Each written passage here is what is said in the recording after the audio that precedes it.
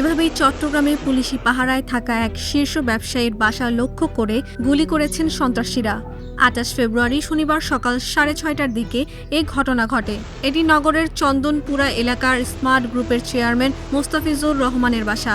ব্যবসায়ী মোস্তাফিজুর রহমানের দাবি, কোটি টাকা চাঁদা না পেয়ে বিদেশে পলাতক সন্ত্রাসী সাজ্জাদ আলীর অনুসারীরা গুলি ছুড়েছেন।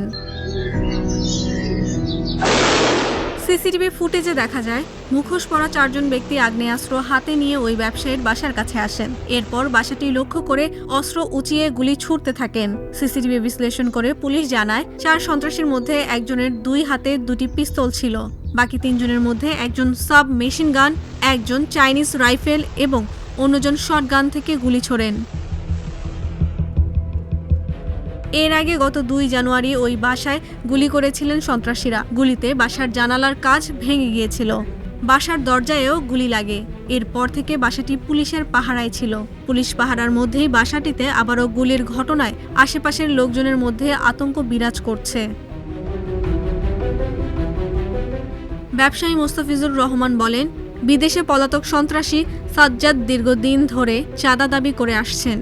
প্রথমে ১০ কোটি টাকা, পরে ৫ কোটি টাকা দাবি করেন সাজ্জাদ। চাঁদা না দেওয়ায় গত ২ জানুয়ারিও তার বাসায় গুলি করা হয়েছিল। এরপরও চাঁদা না পেয়ে ২০ দিন আগে হোয়াটসঅ্যাপে একটি বার্তা দেন সাজ্জাদ। এতে লেখা হয়, wait and see. Mostafizur Rahman আরও বলেন, সকালে নামাজ পড়ে সবাই ঘুমানোর প্রস্তুতি নিচ্ছিলাম। সকাল ৬:৩০টার দিকে হঠাৎ বাসার পেছনে মুখোশধারী অস্ত্রধারীরা গুলি করতে থাকে। ৬ থেকে ৭ রাউন্ড গুলি করেছে। ঘটনার বিষয়ে মামলা করেছেন কিনা প্রশ্নের উত্তরে মোস্তাফিজুর রহমান বলেন, মামলা করে কি হবে, পুলিশ আছে, এর মধ্যে গুলি করেছে।